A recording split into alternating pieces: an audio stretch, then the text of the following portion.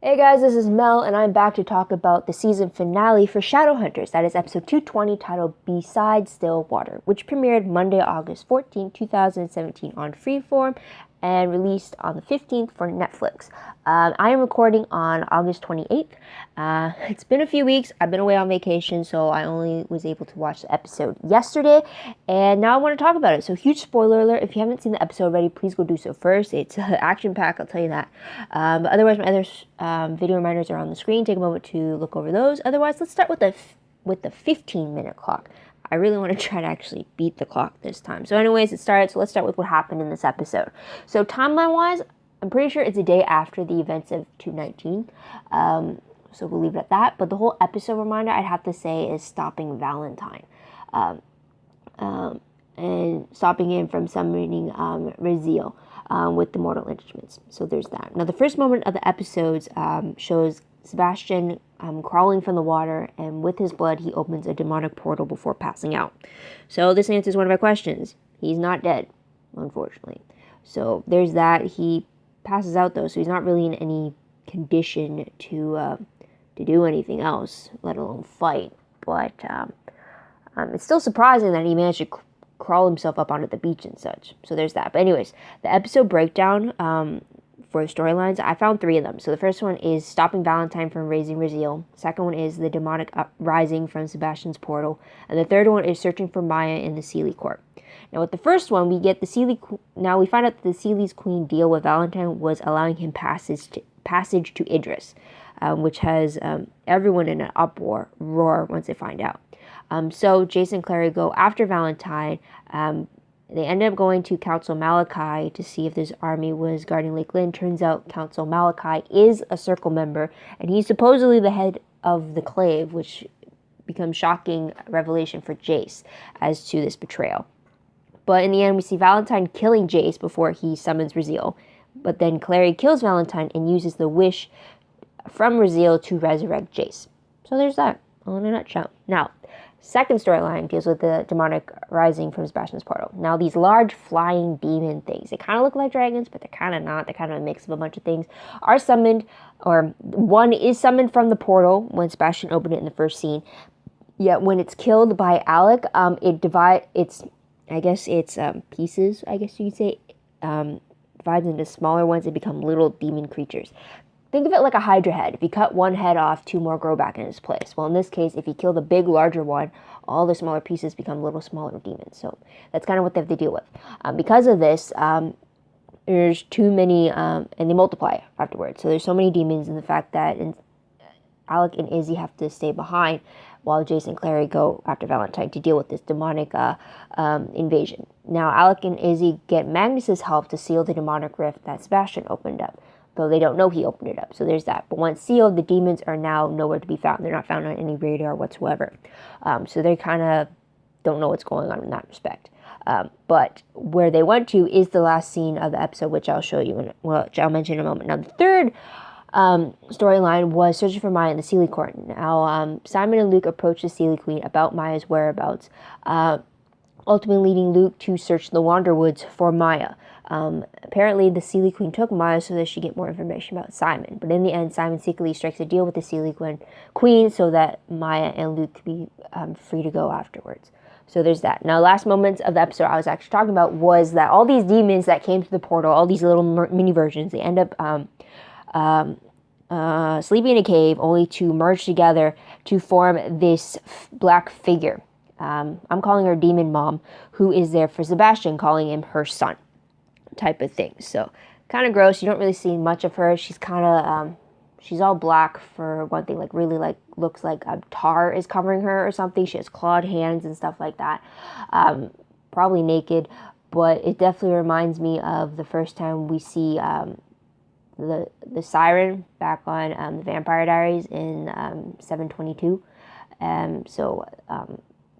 Kind of like that, as well as in 801. So that's kind of a little reminder there. But character-wise, though, the Seelie Queen is again played by Sarah Hyland, and she ultimately gets what she wants from Simon. Don't exactly know what that is, but we know that he struck a deal that had him coming back to her court. So there's that. Now, Council Malachi, we meet him for the first time in this episode. He's the leader of the Conclave and a secret circle member. Ultimately, he is killed by Jace and Clary. Also, we see the return of Ollie again, who ends up confronting Luke about being a werewolf, which I'll talk about in a moment. So, runes, though. We get the return of Clary's portal rune, once again, to get them from New York to Idris, bypassing the wards that the warlocks had placed so that no Shadowhunter could leave the city. We also get the Parapatai rune again. We see it disappearing when Jace is killed, only to reappear once he's resurrected. So there's that. We also see Clary's unlocking rune that she uses on her chains with Jace's stele to break free. So there's that. Now, tidbit-wise, though, we find out that when Raziel first created Shadowhunters to fight off the demons, there was no downworld. There were no half-breeds. There were no Seelies. There were no vampires, werewolves, or warlocks. It was just demons and Shadowhunters. So there's that.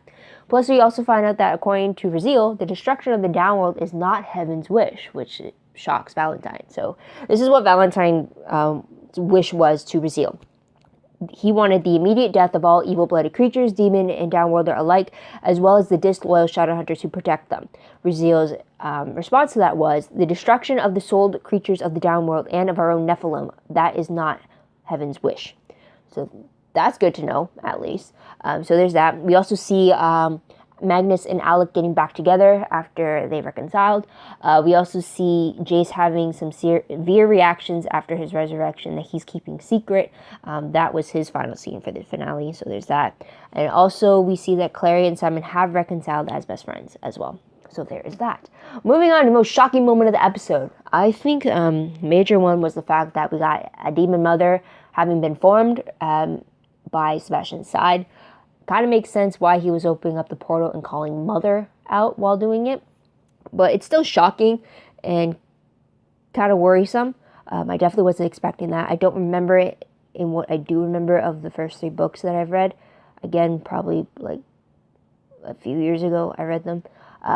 But there's that. And another shocking thing for me was that Clary killed Valentine. I wasn't expecting that this season. I mean, I expected Valentine to be stopped, but I definitely didn't. I wasn't expecting it in this finale for some reason. I thought like it would still be extended. I thought he was going to be more of a long-term big bad, and I guess he was for the first 2 seasons, but I guess that's going to shift to Sebastian and this demonic mom figure that popped up. So there's that surprise. But moving on to top 3 favorite moments. First one has to be pretty much Jace and Clary together, but ultimately Jace rescuing Clary, especially when he activates his Pure Blood ability when he did. I always love when he does that. So it's really great to see that, and just to see them fighting together to take on these experienced Shadowhunters, these circle members. The way that they did, they were a well-oiled machine, they were a powerful machine, and Valentine said it properly. The 2 of them together are dangerous. And I thought that was amazing display. It really is. So there's that. Another favorite of mine, though, has to be Clary defeating Valentine.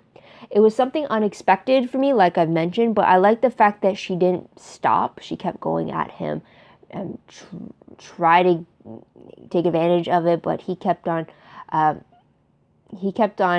one-upping her, I guess you can say, until she finally killed him. It was great because she's taking on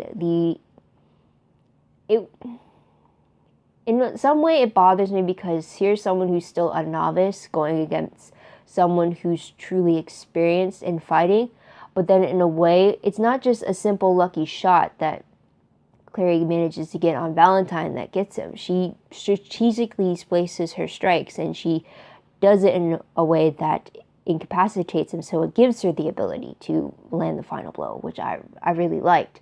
She's using what she knows and using what she has to her advantage, which I thought was great. It wasn't just a one-blow wonder type of thing. She kept going at it until she knew that the job was done type of thing. Gruesome, I know, but given that this is even though he's her father, this is the man who took everything from her, and he had just killed Jace. Powerful motion right there. So there's that. But I also have to say, though, that whole thing right there had me thinking Supernatural, especially with the season 2 finale specifically, and here's why. So spoiler alert for Supernatural, but this is why. So book 3 was released in 2009. I even went back to the Wikipedia page to see exactly how much of a difference there was between what happened in the book and what happened with the show. quite a few differences. But there's that. Versus the Supernatural Season 2 finale that happened in 2007. Now, the reason why I say there's a comparison and why I saw many parallels between the confrontation between Jace, Clary, and Valentine, between what happens with Sam and Dean on Supernatural, was because of this. Jace is killed by Valentine. Yes, that's what happened. But also in Supernatural, Sam is killed by Azazel, or a minion of Azazel, if you were. So there's that. We see Clary making a wish with Azazel, or fudge, mixing names up now. They sound so similar. We see Clary making a wish with Raziel to resurrect Jace. Again, on Supernatural, we see Dean making a deal with the demon to resurrect Sam, selling Dean's soul, which was the consequence price, while in this case it looks like Jace is dealing with the consequence of being resurrected. So there's that.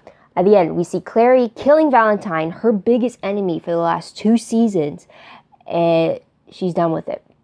Now, go to Supernatural, we get Dean killing Azazel, the yellow-eyed demon, the man who they've been hunting down for the last 22 years, the man who was behind Sam's murder.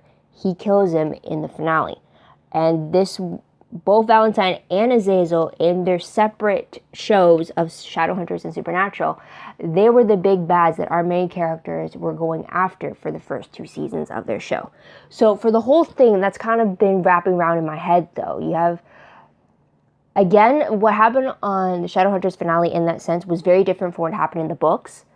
So there's that regard. But then the way that it was done on screen for us, it really reminded me of Supernatural because of that. There's so many different parallels that were made. I mean, 2 is a coincidence, but 3, it's a pattern type of thing. So it doesn't diminish my love for what happened in that showdown for the Shadowhunters.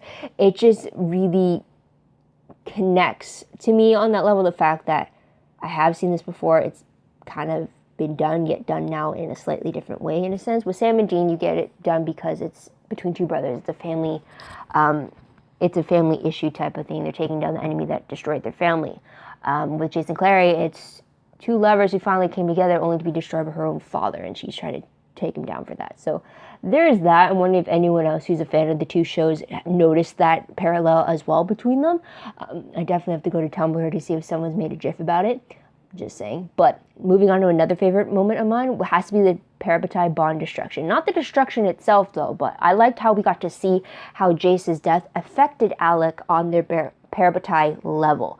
It was great to see the flashes of their time together, as well as seeing Alec's physical reaction to what Jace's death was doing to him, and just seeing how that affected him. I really like seeing that. Another favorite of mine was seeing Alec and Magnus getting back together. It was great to see that. It's definitely hard to see the 2 apart, and they were struggling with that. So it's great to see them back together and realize they don't have to pick sides. They don't have to pick between their love for each other versus their duty to their people type of thing. They can do both, which I'm glad to see. And another bonus favorite of mine was just seeing a drunk Luke being a cuddling hugger. He's hugging people. He wants hugs. He's kind of sticky with his beer, but it was just great seeing Luke being drunk and him being carefree in a way and kind of not burdened in any sense. It's been a long time since, I don't think we've ever seen him like that, but I definitely wouldn't have seen him like that since Jocelyn's passing. So there's that. But moving on to top 3 peeved moments. You guys know what number 1 is going to be, and that is the fact that Ollie crashed the Downworlder celebration to confront Luke about the fact that he's a werewolf. I mean, first off, why would you do that in the open like that? Especially if you're telling someone he's a werewolf. Did it ever occur to her that you are doing it in a public space that could also have many werewolves around you? I mean, really? So stupid on so many levels and so annoying. I could have gone without seeing her at all. It's just like, take her out. You're ruining Luke's happy drunk buzz. I'll just say that. So there's that. And another peeve of mine was the fact that the Seelie Queen got to Simon. I mean, I want to know the specifics to that deal he made with her, but the fact that she got him is annoying. I mean, she's not supposed to win. I don't like her. So there's that. But moving on, what moment will I remember most when I look back on this episode? Valentine's defeat. For sure. It's kind of, as far as I know, for the books, I only read up to the City of Glass, and it's been many years since I've read that, so...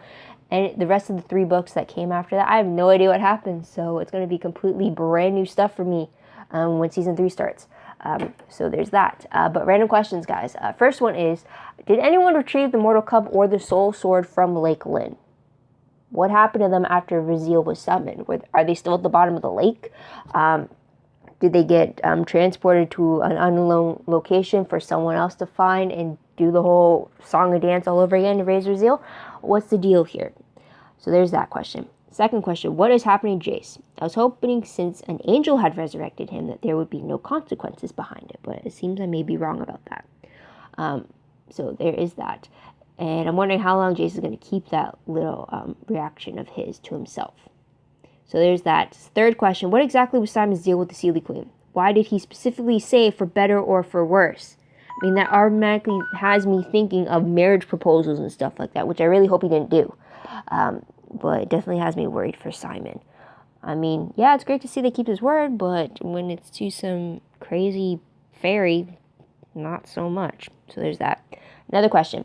Is there any way that Demon Mom is going to resemble Jocelyn, appearance-wise at least, in any way?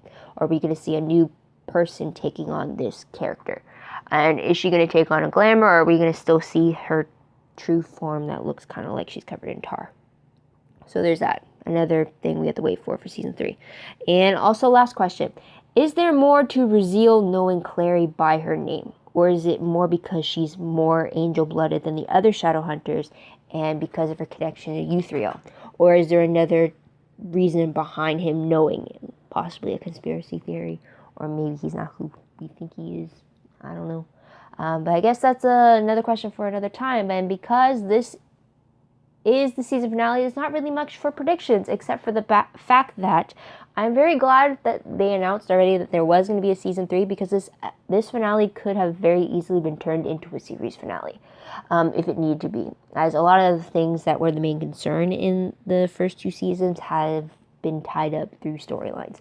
I think if they truly wanted to, they could have, and if they truly needed it to be a series finale, they could have ended it with the celebration party before Ollie showed up, before Simon had to leave, and all that, not showing the demon mother and stuff like that. So it's very possible. I'm glad it's not a series finale, but if I didn't know that we were returning for season 3, I would be worried due to how much of a final finale it gave for me. So there's that. But what did you guys think of the season finale? What did you guys like about it? What do you think is going to happen in season 3? Let me know in the comments down below. Love to hear your own thoughts, theories, and predictions about what you think is going to happen next. Also, don't forget to like this video, subscribe to my channel, and check out other videos if you haven't done so already. Also, if you want, check out my Tumblr page. The link for that is down below. I read blog promos, web clips, quotes, gifs, synopses, news, all that good stuff, all found in one place. So go check it out. It's easy access for you guys. I'm a little behind on it. As I said, I was on vacation, so there's a lot for me to catch up on. But it's also connected to my WordPress account. Again, everything I do online is connected through that. It's a lot more organized, but again, a work in progress. So keep that in mind when you go check it out. But otherwise, guys, thank you so much for tuning in. Thank you so much for your patience. I hope you come back to see what I have to say about my other episodes, or when Shadowhunters comes back for season 3, I hope you come back to see what I have to say about those episodes. But until then, guys, this is Mel. Wish you all a great day, great week, wherever you are. Bye for now.